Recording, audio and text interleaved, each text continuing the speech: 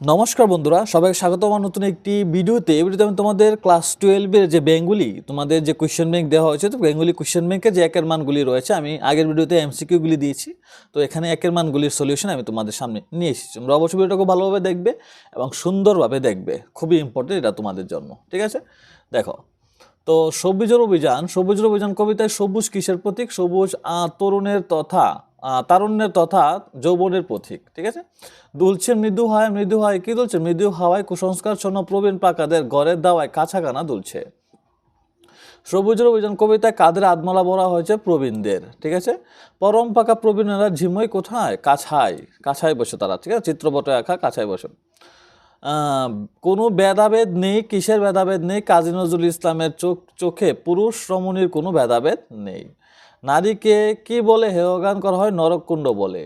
নারীর শিশু পুরুষদের কি শিখিয়েছে? স্নেহ, প্রেম, দয়া, মায়া। লেখা আছে ইতিহাসে কি লেখা আছে? কোনো যুদ্ধে বা রণে পুরুষ কত রক্ত দিল তা ইতিহাসে লেখা আছে।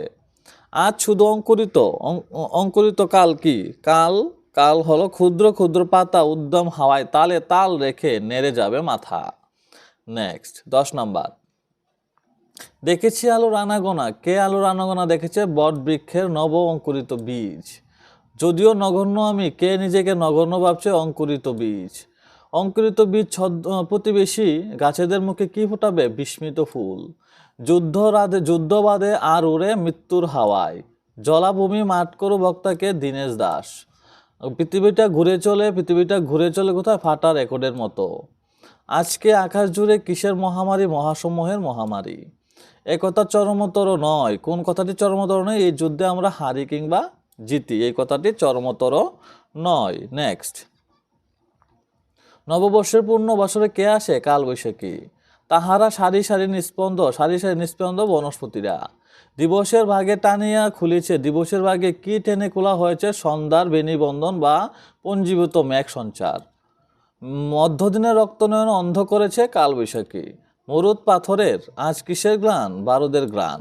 আত্মরক্ষার জন্য কোন উপায়টি শ্রেষ্ঠ? বাহুবল। কাদের বাহুবল নিত্য ব্যবহার করতে হয় না? মানুষের বাহুবল নিত্য ব্যবহার করতে হয় না। নেক্সট। বুদ্ধিবলের সংযোগ ছাড়া কোন বলের স্ফূর্তি নেই? বাহুবলের। নেক্সট দেখো 26 নম্বর কোয়েশ্চেন। বাহুবল ও বাক্যবল গদ্যাংশটি উল্লিখিত একজন মহাবলীর নাম? সুলতান মোহাম্মদ বা হেরোডোটাস, একজন নাম দিলে হবে। মুসা, ঈসা, সাক্ষ্য সিংহ কোন বলে বলিয়ান? বাক্য বলে। বাক্যবল কিভাবে বাহুবলের খাদ্য সিদ্ধি করে? বিনা রক্তপাতে, বিনা অস্ত্রাঘাতে। বৈজ্ঞানিক ও কবি উভয়ের অনুভূতি কিসের সন্ধানে বের হয়েছে? অনির্বচনীয় ঐক্যের সন্ধানে বেরিয়েছে। নেক্সট। বৈজ্ঞানিককে সর্বদা কি ভাবতে হয়? পাছে নিজের মন নিজেকে ফাঁকি দেয় কি না, এটা ভাবতে হয়। কার পক্ষে আত্মসংবরণ করা অসাধ্য? কবির পক্ষে। ইহার দ্বার অসংখ্য। কিসের দ্বার? প্রকৃতির রহস্য নিকেতনের দ্বার অসংখ্য। বৈজ্ঞানিক কোথা হতে কম্পমান বাণী আহরণ করেন? শ্রবণ ক্ষমতা বা শ্রুতির শক্তি যেখানে সুরের শেষ সীমানায় পৌঁছয়। নেক্সট। শ্রীকান্ত সবেগে কিসের উপর গিয়ে পড়েছিল? শিয়াকুল গাছের মস্ত ঝাড়ে। ঠিক আছে, মনে হয় এখানে মোটামুটি 10 মিনিটের মতো মনে হয় এটার থেকে ছুটতে তার সময় লেগেছিল, তোমরা দেখে নিও। তো কে সাহসীর হাত জোড়া বেঁধে দেয়? ইন্দ্র। তবে সাপ ধরলে কি করে? হাতের কৌশল মন্ত্রের জোর নয়। ঠিক আছে না, মানে তবে সাপ ধরলে কি করে? এটা হাতের কৌশল মন্ত্রের জোর নয় এটা। ঠিক আছে। নৌকা কখন ঘাটে এসে লেগেছিল? প্রায় শেষ রাত্রে। সাহসী ইন্দ্রকে কি দিয়ে খোঁচা মেরেছিল? বর্ষা দিয়ে। নেক্সট। আমি তাহাকে এই প্রথম বাংলা বলিতে শুনলি। বক্তা কাকে প্রথম বাংলা বলতে শুনলেন? সাহসীকে। তোমরা আধুনিক ভারতের জীবন্ত মানুষ। উদ্ধৃতির বক্তাকে? বক্তা অন্নদাশঙ্কর রায়। ওঠা সর্বমানবের ওঠা বলতে কোন বিষয়কে বোঝানো হয়েছে? অহিংসা, সত্যাগ্রহ ও ইউরোপের রেনেসাসের বিদ্রোহকে। ঠিক আছে না। তারপর দেখো যুগ জিজ্ঞাসার কাদের মধ্যে প্রবল? গত শতাব্দীর নায়কদের মধ্যে। নেক্সট। তারা আজ আছে কাল নেই উক্তিটি কাদের সম্পর্কে? যেসব শিল্পীরা কেবল অর্থের বিনিময়ে তাদের শিল্পকর্ম, ঠিক আছে না, অর্থের বিনিময়ে তাদের শিল্পকর্ম করেছেন আর কি, তাদের কাল নেই। ভূতকে নিয়ে ঘর করা যায় না? বক্তাকে অন্নদাশঙ্কর রায়। ভাঙা মন্দিরে চুনকাম? বক্তাকে গৌর। স্ট্যান্ডের উদ্গ্রীব জনতা কাকে ঘিরে দাঁড়িয়েছেন? জগদ্দলকে। এক গ্যালনে জগদ্দল কত মাইল ছুটে? 22 মাইল। লোকটাও একটা যন্ত্র কথাটি কোথায় আলোচনা হয়েছে? বেঙ্গলি ক্লাবে। রাঁচির পথে জগদ্দল কিভাবে ছুটে? আরবি ঘোড়ার মতো। তার রাগ বড় বুনো ধরনের, কার রাগ? বিমলের। শাস্ত্র মিথ্যা হতে পারে না, উক্তিটি কার? উক্তিটি গণ্ডেরি রামের। এটার মধ্যে একটু কনফিউশন আছে, তবুও মনে হয় এটা গণ্ডেরি রামই হবে।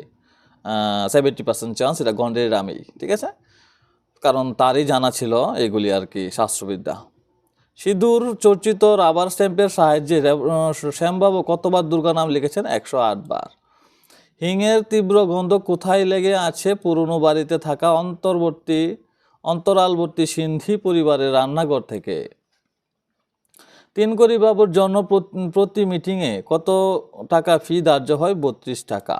বিপিন চৌধুরীর আবিষ্কৃত শ্রমহারক যন্ত্রের নাম হলো দি অটোমেটিক শ্রী দুর্গা গ্রাফ, ঠিক আছে।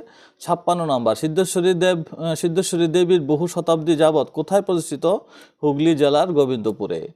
শরৎ বিপিনের সম্পর্কে কি হয়? শরৎ বিপিনের সম্পর্কে মাস্তুতো ভাই হয়, ঠিক আছে। বিপিনের মাস্তুতো ভাই হচ্ছে শরৎ, ঠিক আছে, মনে রাখবে।